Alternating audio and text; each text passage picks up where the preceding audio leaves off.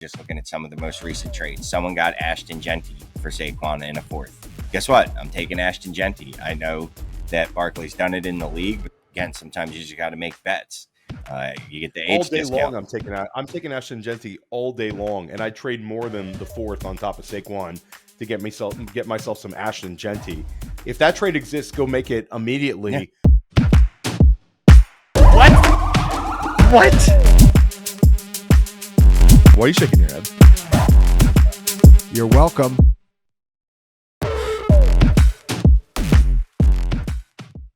Redraft ends, but Dynasty is life. I'm Theo Gremminger, repeat guest in the house, Shane Manila of Destination Devi, back on Dynasty Life. It's been a little bit too long, and we're talking about the moves that smart Dynasty managers are making this time of year. Shane, you're pretty smart Dynasty manager, so I thought I'd bring you in here and we talk about it.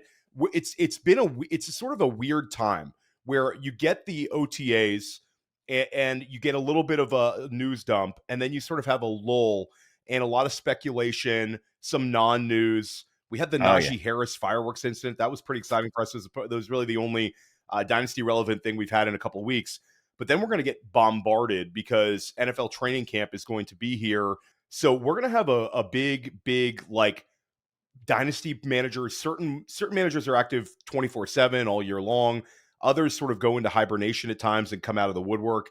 What's your approach in this time of July? Are you looking to make moves in your leagues? Are you a little bit passive?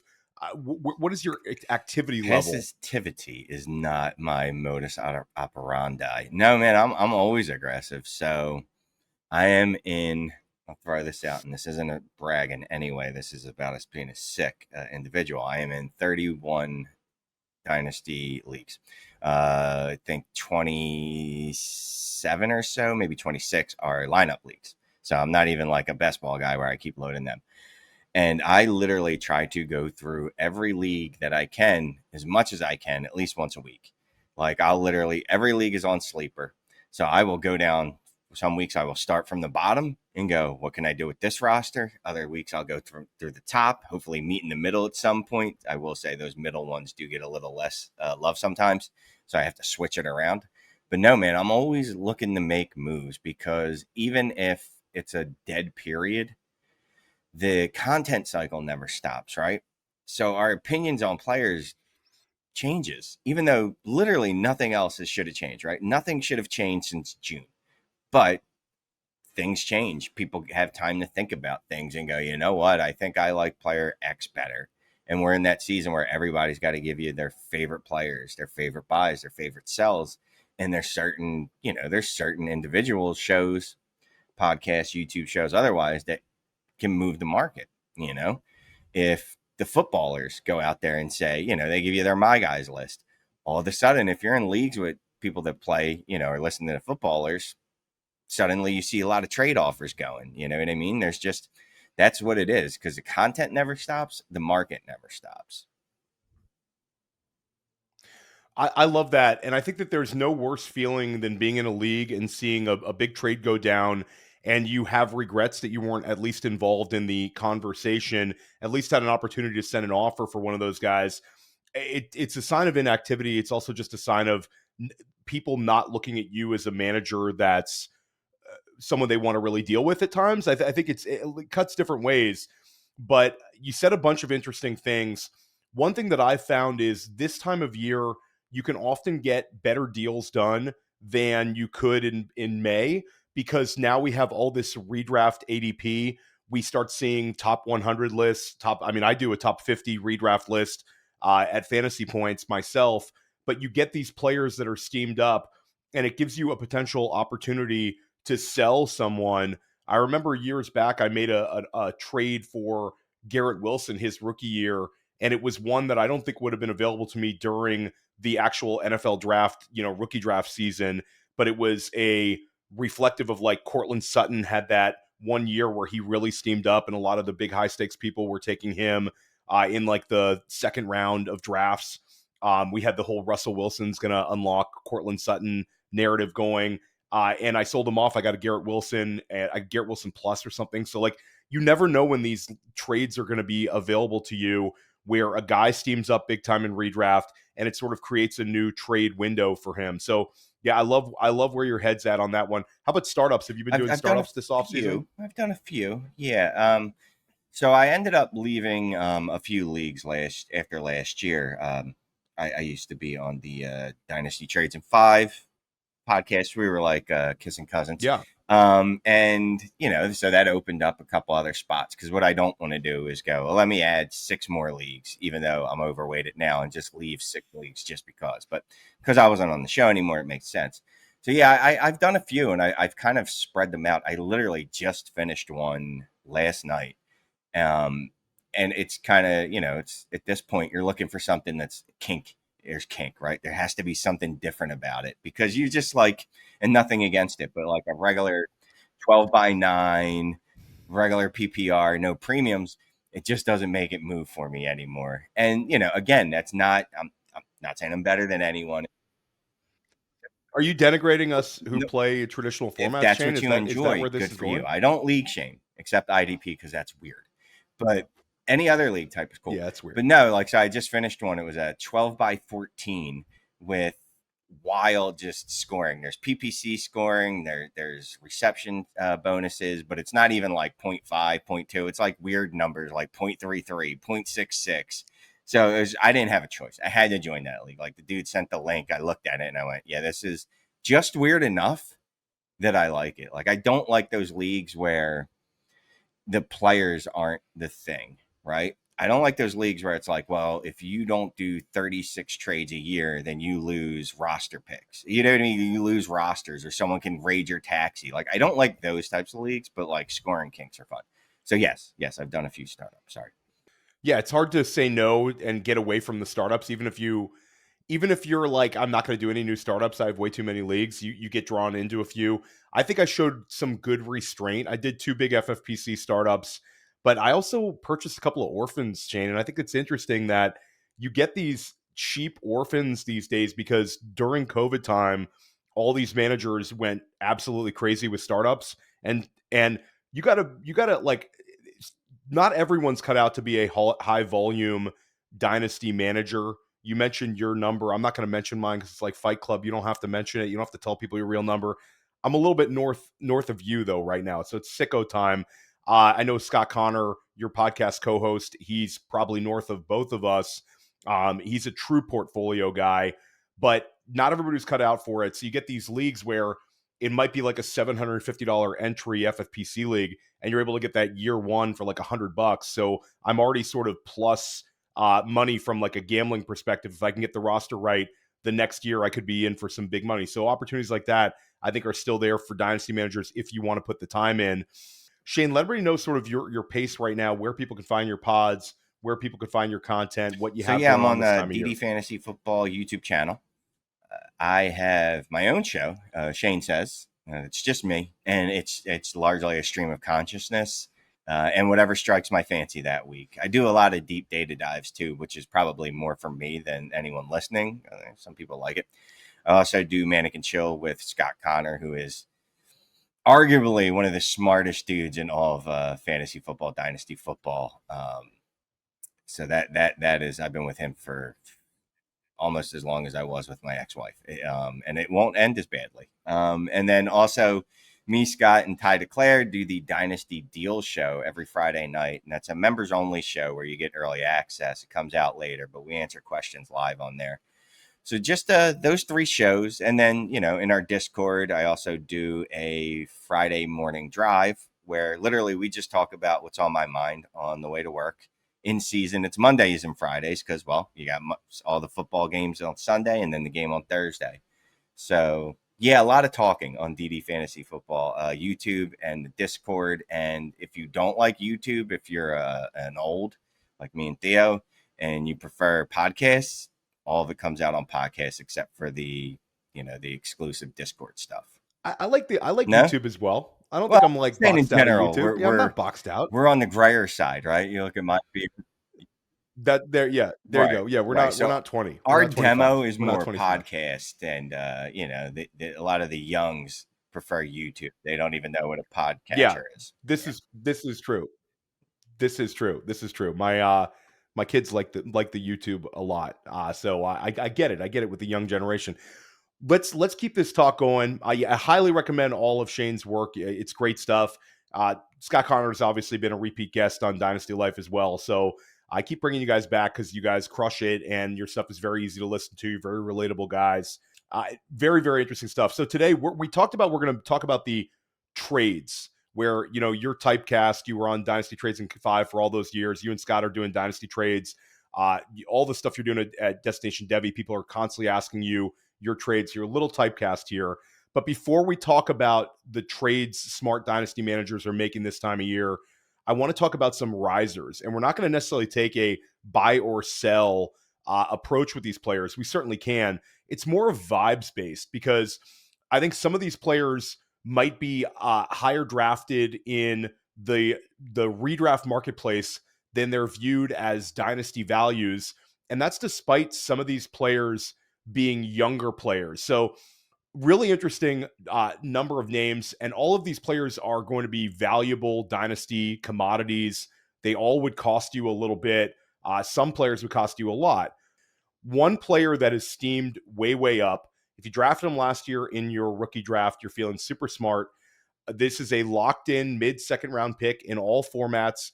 A lot of people are flag planting him as a potential league winner this year, and it's Ladd McConkey. Ladd McConkey's wide receiver 11 on Keep Trade Cut, so we're getting up there. He's being treated as a wide receiver 1. He, of course, had the unbelievable playoff performance, the most productive game of all time for a rookie wide receiver in LA's loss last year in the NFL playoffs. So like the recency bias for Ladd is like the guy cooked at the end of the year for consecutive weeks. Is there an argument to be made that Ladd McConkey has sort of reached his ceiling in dynasty valuation?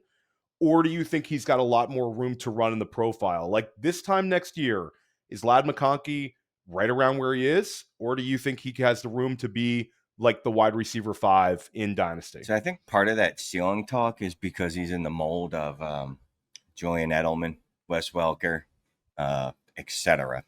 et al. But Chris Hogan. Chris Hogan.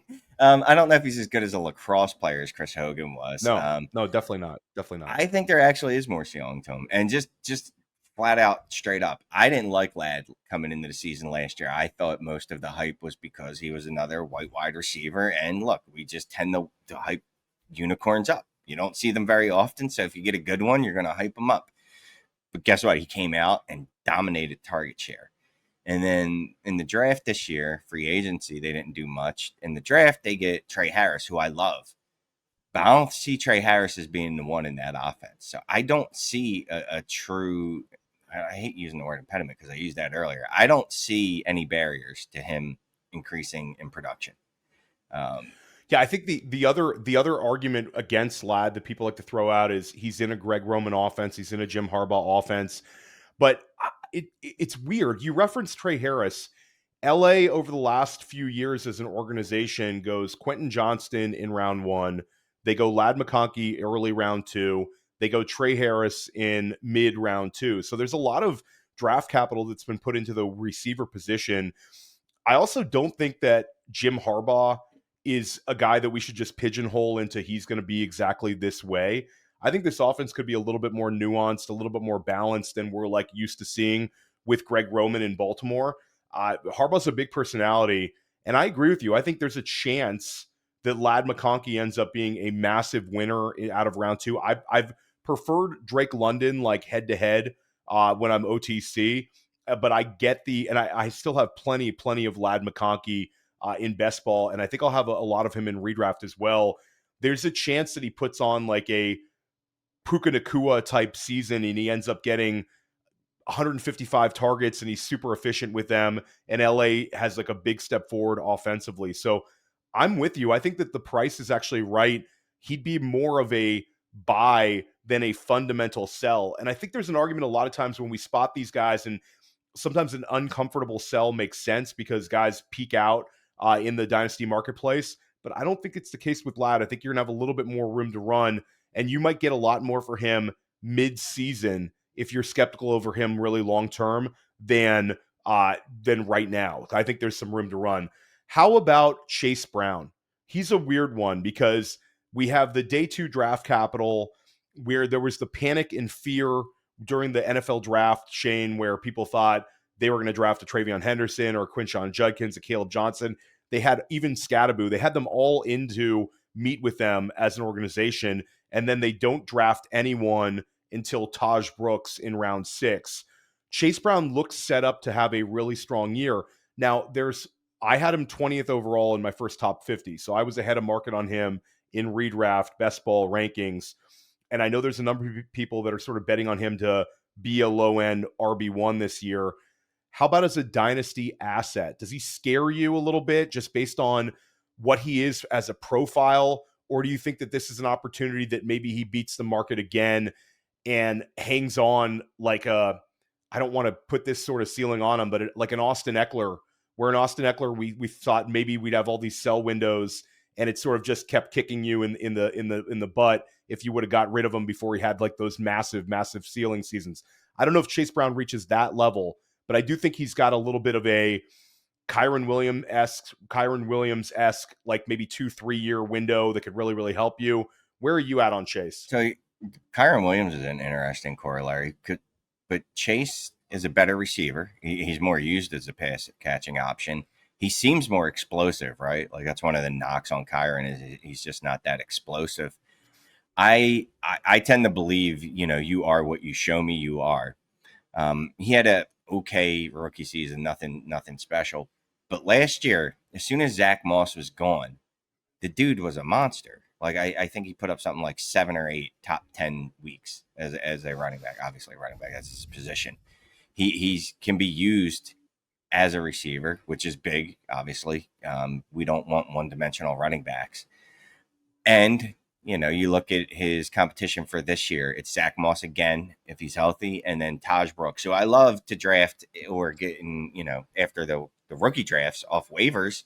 But is he a real competitor to targets, touches there? I don't think so. As far as the long-term asset, man, running back, if I can get 2 years out of you, I got all I've ever expected out of you, to be quite frank. And I'm okay with that. And part of what makes him a hold is he's worth more to your roster than you're going to get for him if you trade him. Because it's not like people are clamoring to go, yeah, sure, here's a 27 first for Chase Brown. Here's a 26 first and a 26 second rookie picks. If someone were doing that, well, all right, maybe there's a conversation to move him. But if you're coming at me with less than that, then why? He's worth more on my roster, And I get, again, if you're not competing, it's a different story. You're just booting next year. Fine. Maybe you don't want to hold on to a running back. That's a bad asset to hold on a rebuilding roster. But outside of that, he's nothing worse than a hold to me. Yeah, I think you nailed it. I think that he's worth, unless your team is a really, really looking to rebuild, then he's not an asset to get off your team because there's leagues out there where you can't get a first for him. And in the leagues that you do get a first for him, it's going to be a really, really low first. I think, like you said, if somebody wants to trade you that 2027 first in like Superflex for Chase Brown, it's, Chase, thank you for your service. I'm going to bank the first right there. But I think I've seen moves where people took like 2 seconds for Chase Brown. And I'm like, that might not work out for you like you think it's going to. And even when you're talking about, like you and Scott often will talk about, does this help me make the next trade? If Chase Brown's averaging 16, 17 points per game this year, I'm going to have opportunities to package him and do something really special this year and get something really meaningful for me, even in a long-term rebuild. So Chase Brown, I think I'm with you on that one.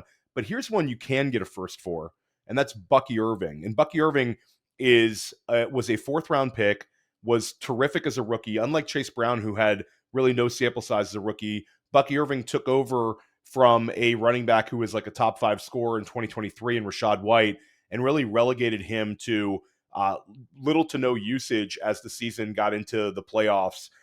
Bucky Irving, now you're paying a 2nd-round pick, even higher than Chase Brown in redraft leagues. And Bucky is up there ahead of Chase Brown as well in terms of a dynasty valuation.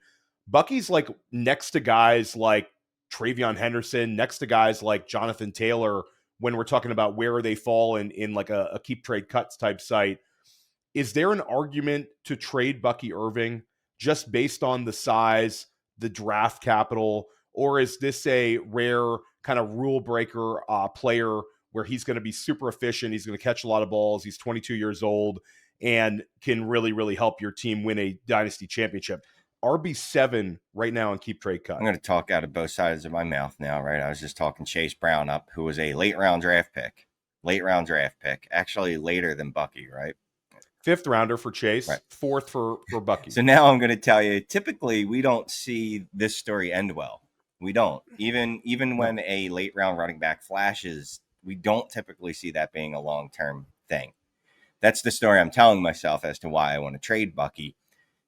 I have some bias against him. I'm not going to lie to you. There's some blind spot there. I'm not exactly sure why. I think it's mostly because I'm a Rachaad White guy, and he completely ethered Rachaad White. And all last year, most of the year at least, I would go, oh, well, they don't block like that when Rashaad's in there. Oh, well, when Rashaad fumbles the ball, they take him out immediately. And eventually, I just had to go, you know what, maybe Bucky's just better. You know, he just is. All that said, if someone wants to give me Trev Henderson, who has a significantly better profile, and yes, I know he didn't do it in the NFL. I get it. Yes, Bucky did, blah, blah, blah, whatever. Good for you. I'm playing Dynasty. I got to make some bets. If I can move Bucky and get any kind of plus and get like a Trev back, RJ Harvey, any of those running backs, even Caleb Johnson, I'm going to do it. That one I'd push back just a little bit because Travion Henderson one. We actually had this. So our dynasty rankings here at Fantasy Points, Ryan Heath, Scott Barrett, and we would kind of have these arguments. And I had Travion Henderson. We currently have him ahead of Bucky, and that was sort of a big argument. But I'm totally with you. I think that the trade equity for Henderson sort of justifies that price. Cleaner prospect, more explosive in college. Bucky was super explosive in the NFL, though. But I'll say Travion Henderson just a really athletic. RJ Harvey, I understand the argument because of the situation, but the Caleb Johnson one, just the 3rd round draft capital has been sort of a not a great bet for us to make. So I agree, like Caleb, I really loved as a prospect, but I think I would, if I was going to move Bucky for Caleb, it would have to be Caleb plus. And I think that's trade is available for you in a lot of leagues, Shane, where you can get Caleb and something significant for Bucky. I think that's there for you. Yeah, no, you shouldn't, and I have, but you shouldn't just trade Bucky for Caleb straight up, right? And the plus shouldn't be like a third. You're right. It should be something significant because, you got into it. And I did a whole Shane Says episode just looking at running back production based off of draft capital. Nothing else than that, right? And that there was a clear drop from the 1st to the 2nd and then to the 3rd round. Like it was, this is less than 50% chance this dude's going to be an RB1 in the first 2 years. And if you're not an RB1 in the first 2 years in Dynasty, you're losing a ton of value. Like it happens quickly. We recycle you. I can't even remember who a 3rd round running back was 2 years ago, to be quite honest with you. So if Caleb doesn't go out there and smash, guess what? He'll be into the dustbins of my memory. So I get that. And this is just one of those player take things, right? Usually I'm player agnostic. I'm all about processes and things. I do have some players that I like to take bets on. And Caleb's just that his body type, his play style is the type of running back I like from a visual, actually watching football perspective. So that is part of it. But that, again, you shouldn't be just going, all right, well, I'll give you Bucky, you give me Caleb, and I'm just going to make a bet on this player. I'm just betting that this player is going to be better than Bucky. You probably shouldn't do that. Yeah, we had a big 3rd round win with Devon Achane, and he's sort of holding up a lot of the recent 3rd round players. Last year was a nightmare year for the 3rd rounders, and I think that sort of also maybe created a artificial buy window for Caleb Johnson just because people saw Trey Benson, Blake Corum, multiple 3rd rounders sort of failed to deliver last year that the Dynasty marketplace had some enthusiasm for. All right, Shane, we talked about a bunch of these risers. Let's talk about some moves that smart managers should be making. And when you put Drake Maye in the show sheet as a sell, I wanted to make arguments back with you, but then I looked at the marketplace and sort of where his evaluation in the overall marketplace is, and it's exceptionally high. I went with Bo Nix over him head-to-head in a Dynasty startup recently, and Nix is going several spots behind him. Justin Herbert's going behind him. He's really, really steamed up. Where are you at on him? What does it take to get him off your roster? So again, I did another Shane Sheds episode just talking about worst startup picks. Worst startup picks for every round. Drake Maye was my second round pick. He was 212. I think I was using Dynasty Labs data. 212. I love Drake Maye, dude. Coming out last year, I was like, this guy could be like Josh Allen, like that rushing ability. Like, there's only one Josh Allen, but he could be like that light. But what has he done really? And what have the Patriots done for us to go, yeah, let's take him over Bo Nix, a guy that just had a QB8 season as a rookie? What has he done to get drafted over Kyler Murray, who his worst season was a QB11 last year, right? And everyone feels like, not everyone, but there's expectations or there's reason to believe there's positive regression for him. Like Justin Herbert, I'm not even a Justin Herbert guy, but Justin Herbert's got 2 top 6 or 7 seasons in him. Like he's got a QB2 in him. Like what? I love Drake Maye, and it's not about that. It's about, okay, he's steamed up. He's out of a price range where I could ever trade for him. Like that can't happen. Like that's just not going to happen. And he's entered a price range where I go, all right, can I just trade Drake Maye and a third and get Caleb Williams and a second? And if I can do that, good enough for me, because there's enough questions on both of those sides, or give me the pick upgrade. And I still believe in Caleb. Yeah, and I'm with you because I like Drake Maye as well, and I've drafted him in redraft, but it's just a fundamental. The QB7 is it just seems like maybe this is the peak for him in Dynasty, and this is one where I could look like really stupid in a couple years, and somebody could clip this. If he ends up becoming a Josh Allen, 80% Josh Allen, then he's going to justify this type of price tag. But there's just so much competition around him that he could easily be like the quarterback 14, 15 next year. I'd be surprised by it, but I don't think it's completely out of the realm. The offensive line is still evolving. We talked about Travion Henderson there. They've added another potential big-time runner. Drake Maye can beat us on this one with the rushing upside. Yeah. Shane, and you've always talked about you want to get those rushing quarterbacks on your roster for years. You were big on Jaden Daniels, Jalen Hurts, guys like that. Is Drake Maye going to be a 500 rushing yards guy? Because if he's a 500 rushing yard guy, you can kind of like get by. Maybe he gets a bunch of touchdowns and that gets you. But you sort of, the Drake Maye rushing ability argument, he really needs to be a 750-yard guy, which is not like a crazy bar for him to cross, but it's not like that's an absolute given. So I think Drake Maye, it's worth kicking the tires on, just seeing how much you can get for him based on the way the market is treating him. And that's really what this game is selling players at their very, very peak. A year ago, you wouldn't think you'd be able to get a Caleb Williams for a Drake Maye, period. And now you're getting a Caleb Williams plus. Well, so that fundamentally makes him interesting. And the ecosystem around Caleb Williams is just much better right now. We talk about the skill position talent at the receiver position, and the Chicago offensive line is better than New England's as well. So Caleb Williams, I think, could flip that script a month into the season just based on a keep trade cut price tag. You got another sell here, and I don't know if anybody listening on the podcast doesn't realize this, but you have one of the more notable regional accents in the fantasy space, certainly on the Dynasty side. Yeah. I lived in Philly 2 years. You're all Philly, Shane. Yeah. You're Philly as Philly gets. So you have a Philadelphia Eagle to sell here that might make people uncomfortable. Dude, look, I don't care what city I'm from, what team you play for, because in Dynasty, man, fantasy football, I'm rooting for my players. Yeah, I used to be that dude that's like, oh, I don't want them to do well against my team. Screw that. I want them to do it great against my team. I hope someone drops 4 touchdowns and 300 yards against the Eagles. It's just that the Eagles win. That's all. Saquon. It's Saquon.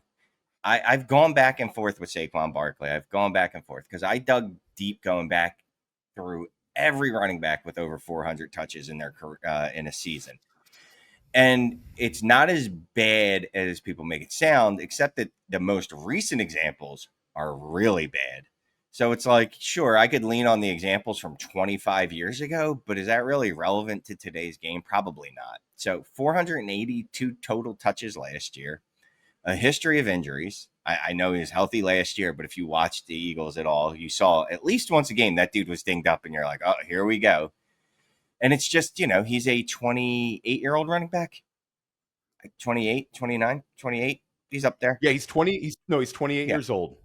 I just, and again, I love him. And it's about what can I get for him more than anything. Can I tear down? Can I get 80% of his production and pick up another pick along the way? Can I do something like that? Again, I'm not saying just trade this dude for anything. I don't want anyone thinking that's it. But like you go to Dynasty Daddy, just looking at some of the most recent trades. Someone got Ashton Genty for Saquon in a fourth. Guess what? I'm taking Ashton Genty. I know that Barkley's done it in the league, but again, sometimes you just got to make bets. You get the age all day discount. long. I'm taking Ashton Genty all day long, and I trade more than the fourth on top of Saquon to get myself some Ashton Genty. If that trade exists, go make it immediately. Yeah. I was gonna think you were gonna say something a little less over the top than that one. So, yeah. Derrick Henry and Terry McLaurin for Saquon Barkley. What is the difference between Derrick Henry and Saquon Barkley? I think that there's certain managers based on where Saquon's at right now that might give you Derrick Henry in a first. Sold. Yeah, I think that you should, if you're going to sell Saquon now, I think it's just a fundamental. I know where I rank him. I'm not so running back 4 for him in Dynasty. It's a tough bet to make at 28 and a half years old. Now, of course, he could be the Derrick Henry, and he's athletic enough and in a great offensive environment where Philly has one of the best offensive lines in the league, if not the best. They have a very mobile quarterback in Jalen Hurts who really helps running backs next to him. Saquon obviously had a fantastic year. I think it's just a fundamental volume bet. You also, in Philly, the one argument against Saquon giving you like two or three more elite years is it's all a rushing yardage and touchdown bet. And I get it. Yeah. He led the league in runs over 40 yards, runs over 20, but we don't have any receiving production from him. That's just not something Jalen Hurts does. So it's a little bit of a threading the needle for Saquon to be the RB1 overall again. And now you've got this really good class coming in last year, and all of those guys are going to be threats to kind of move up. And the bar for them is not that high to sort of move up in the dynasty rankings. Like Travion Henderson, those kind of guys can move up this year. So I get it. I think it's just it's a fundamental. This is not a total ageist argument. It's a volume plus age plus he's the RB4 at 28 and a half years old. He'll be 29 this year.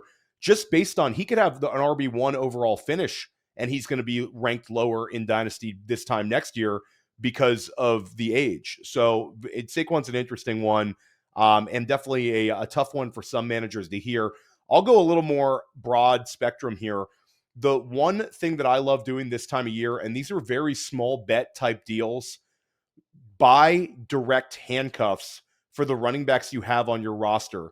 This is such a good opportunity to do that because there's a lot of undecided backfields.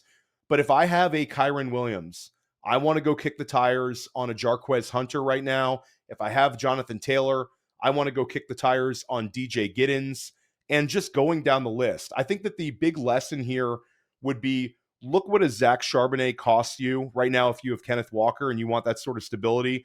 There's multiple running backs where if they get that window of opportunity coming in and get 5-6 starts this year and show that they're good at football, they're going to cost you a lot more now than they will later. And we've just seen time and time again how when you have a cheap handcuff that is a like-for-like replacement, those players help you win weeks.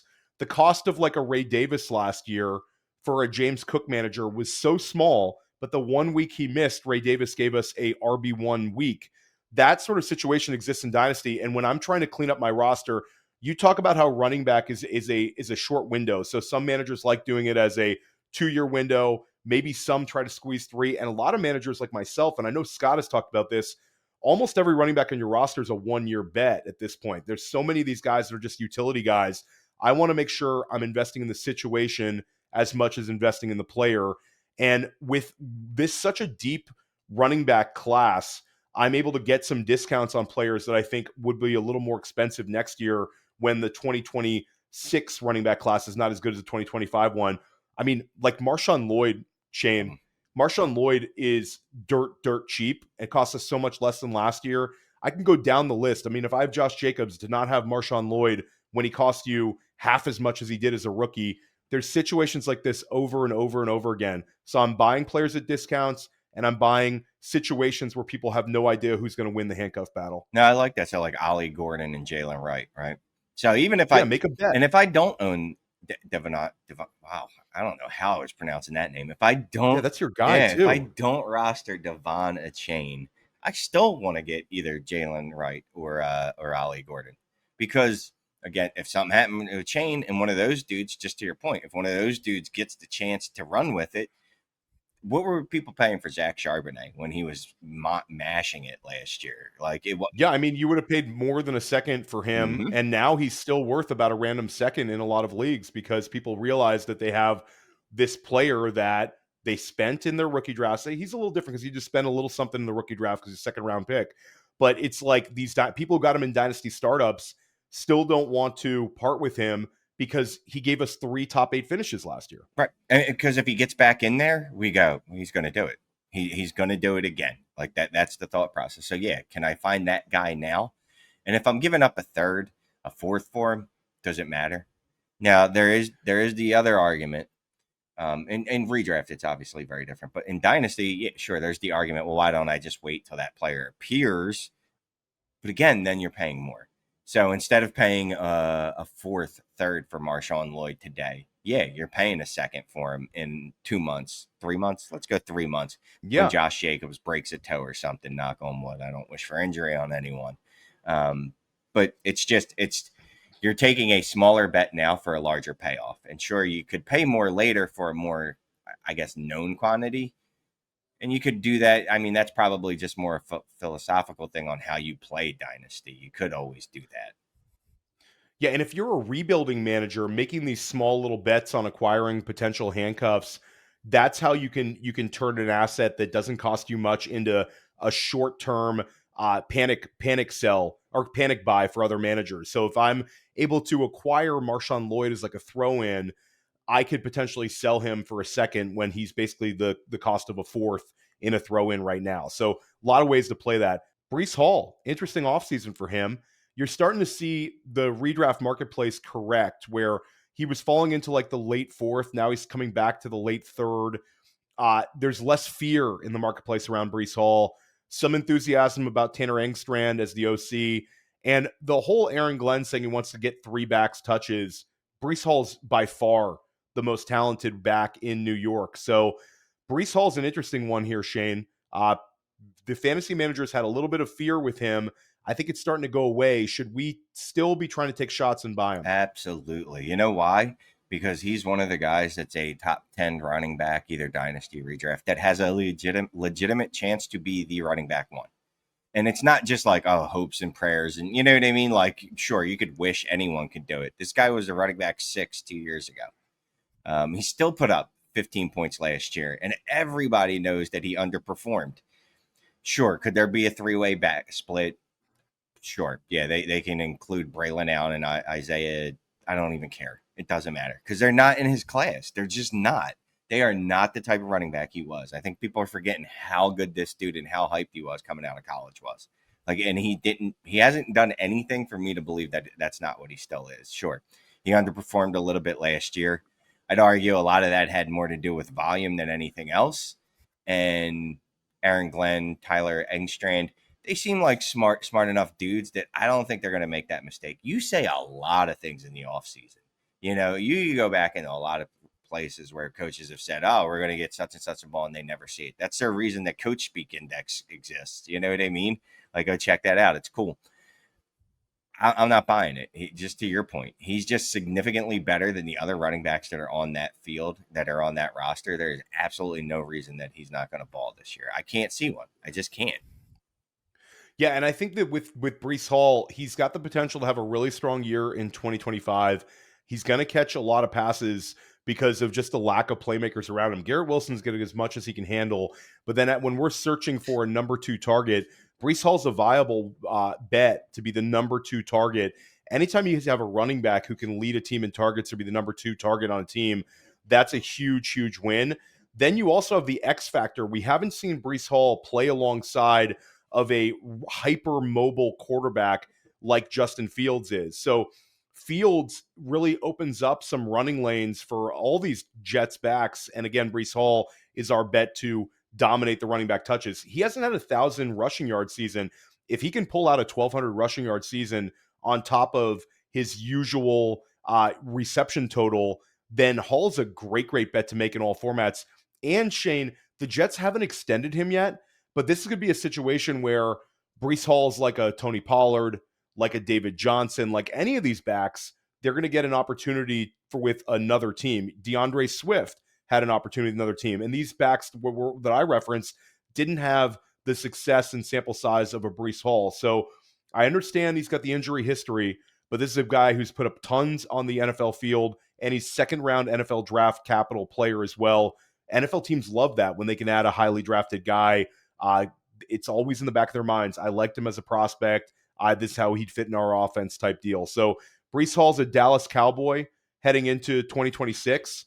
All of a sudden, like, you can make a Washington Commander. Washington Commanders don't re-sign Brian Robinson. Instead, they bring in Breece Hall. I mean, I can name 6 more teams. Chicago Bears.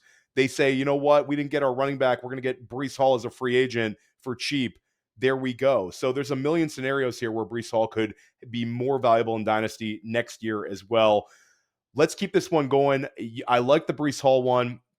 I'll give you a real cheap quarterback target for Superflex managers, and it's Geno Smith. And I've talked about him on a couple of shows where Ashton Genty's being drafted as like a top 5 running back, if not the RB1 overall, our top 5 running back in redraft. And in Dynasty, he goes off the board as the RB1, RB2, or RB3, depending on how you value him versus Bijan Robinson and Jahmyr Gibbs. So Ashton Genty's a Teflon asset. Brock Bowers is one of the most valuable tight end assets we've ever seen in Dynasty. Simply, you cannot trade for Brock Bowers in tight end premium. It would cost you so much. And Bowers in FFPC leagues is one of the first non-quarterback skill position players off the board in every startup. It's like Jamar Chase, Justin Jefferson, Brock Bowers. So I have 2 Teflon assets. I have an improved offensive line in Vegas. I have an offensive coordinator that I like in Chip Kelly, a head coach who wins in Pete Carroll, who, by the way, was Geno Smith's head coach in Seattle. And I have Jacoby Myers, a functional wide receiver 2, who's a strong, opportunistic wide receiver 1 in this offense. Then you add in guys like Deontay Thornton, like Jack Besh. There's just depth in the skill positions, and the vibes on the Vegas offense are strong. And I'm able to get Geno Smith as the quarterback 27 in startups. Geno's never finished that low as a starter in terms of fantasy production. And I understand the 34-and-a-half-year-old age, but the contract that Vegas gave him, he's locked in for 2 years as starter, barring injury. And the fact that we think Vegas could be a surprise team this year, they're going to box themselves out from being able to select some of these guys like the Cade Klubniks, the Drew Alars that we expect to go inside of the first 10 picks in the 2026 NFL draft class at the quarterback spot. So Geno has a 2-year window for me. Potential that becomes more if Vegas starts winning big, and we love the players around him. I'm buying Geno at quarterback 27 prices for cheap all day long. No, I like it. Look, I like cheap if I can get decent production, because would you rather pay for that, or would you rather pay up for, I don't know, whoever's QB 14 right now, right? Because the difference in production is minimal, if there is one. It's the price, the perception of their value that's different. To me, any quarterback outside probably the top 12 is the same as a quarterback at QB 30. Like, it's just all the kind of the same guy. They're all going to give you the similar production. You know, obviously some weeks are going to be better than others, but for the price difference, it's just not worth it. So yeah, I like a cheap Geno Smith. I've got Geno Smith. He's one of those, like, I didn't realize I like him guys until I look at my fantasy rosters and I'm like, hey, there's Geno Smith. Hey, there's Geno Smith. Hey, there's another Geno Smith, because it's almost like easy button, you know? He's there. I'm gonna take him right here in the draft, and I'll hit other positions, knowing that Geno Smith's going to be there later, him or a Darnold type, and I'll be fine grabbing them.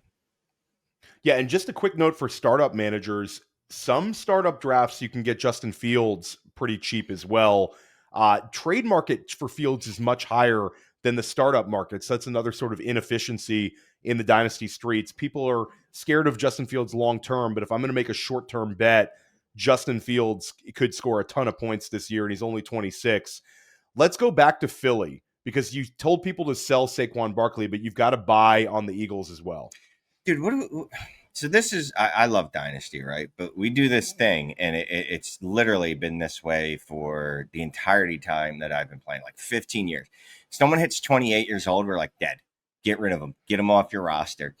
Now, mind you, most wide receivers, elite wide receivers, not most, so let me correct that. Elite wide receivers can produce through their like 832 season. AJ Brown is 28 years old. I'm just going to do some math on my hand because I'm not that smart. 28, 29, 30, 31, 32, 32. I've got at least, if you want to be conservative, let's say three years of elite production. 3 years of elite production out of any player in Dynasty is a lifetime. I know people, not so much anymore, but sometimes people think like Dynasty is supposed to be 6 years of production. Like, bro, none of us know what's going to happen in 6 years. Like, for all we know, there's a pandemic. Look back 6 years ago from today, and we didn't know anything about this pandemic that was about to hit us. Anything can happen. Planning your dynasty team 6 years out is insane. Bananas to me. 4 years, even 3 years is pressing. Like, I understand making contingencies, but AJ Brown, 17 points per game, pretty much every season of his career. I know that the talk is, well, there's not a lot of volume there. Well, guess what? There hasn't been any volume there since he's been there. And it doesn't matter because he's that efficient. He makes big plays and he scores touchdowns. And you know what? If the volume does increase, he's still going to smash. I think he had something like he had above 30% target share last year, right? That's what he is.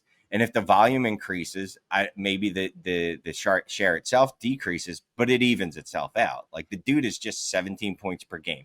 That's what he is, and he gives you the spike weeks.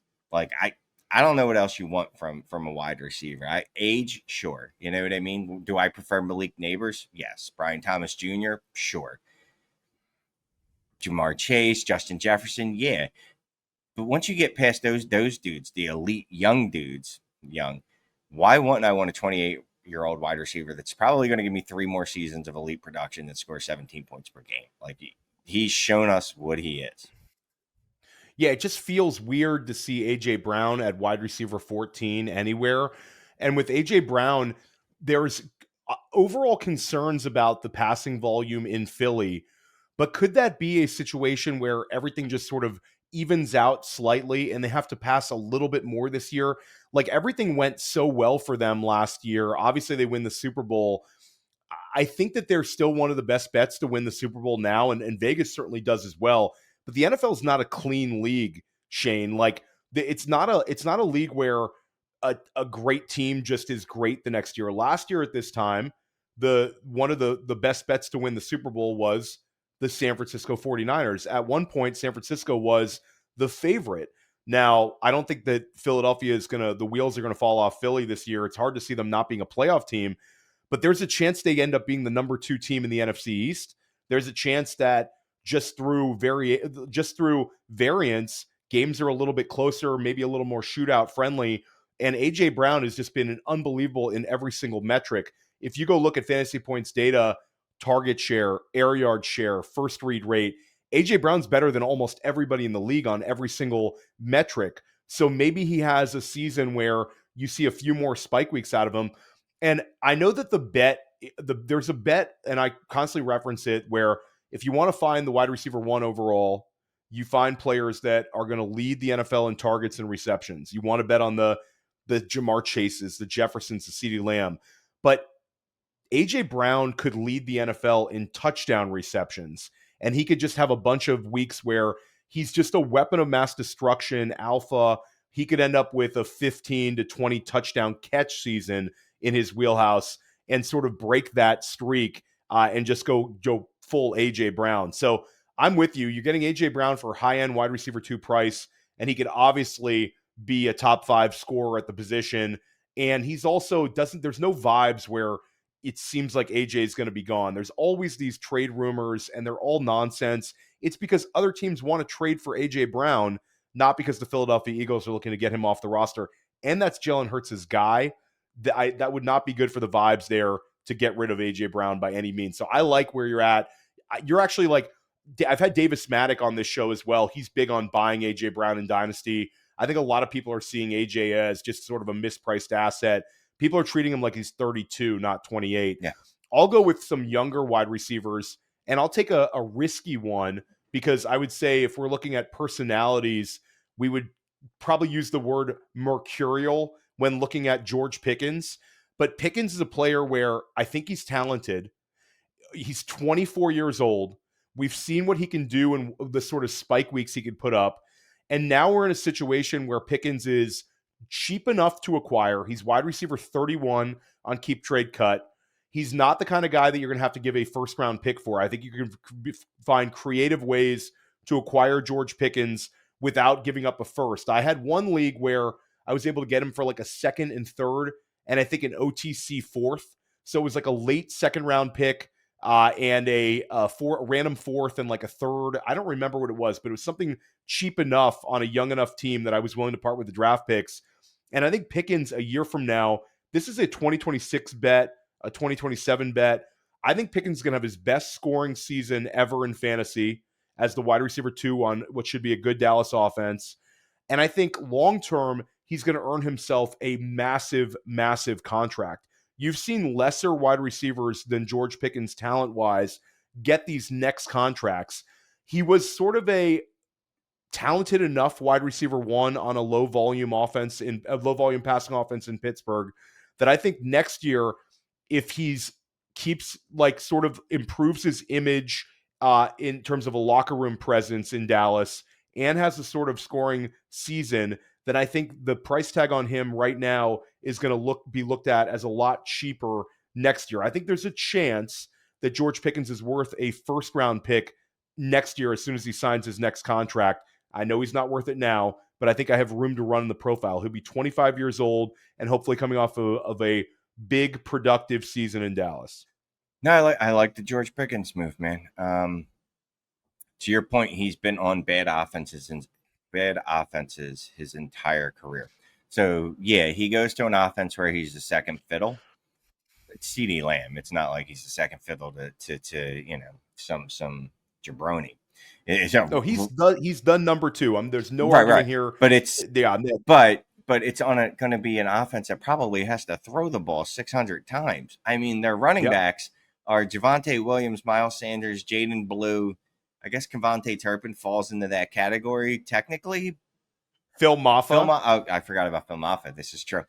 That's not a running back room that's going to, get you 30 touches a game. That's a running back room. They're going to give it as little as work as they can. Like, that's a team that's probably going to throw the ball a ton.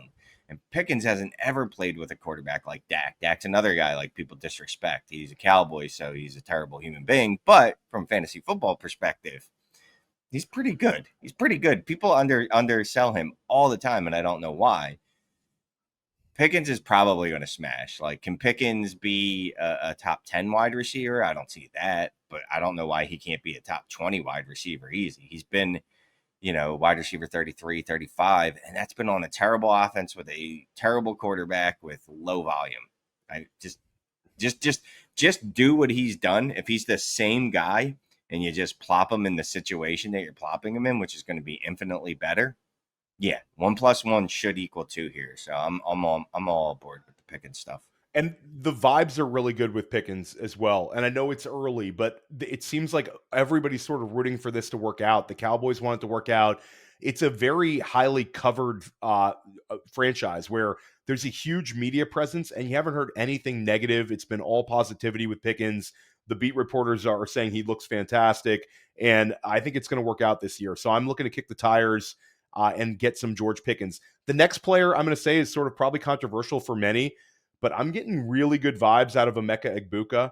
A lot of people have had their dynasty rookie drafts, but I've said on other shows, I think Emeka Egbuka is going to be a join Travis Hunter and Ted McMillan by the second half of the season and be looked at as top 15 assets at the wide receiver position.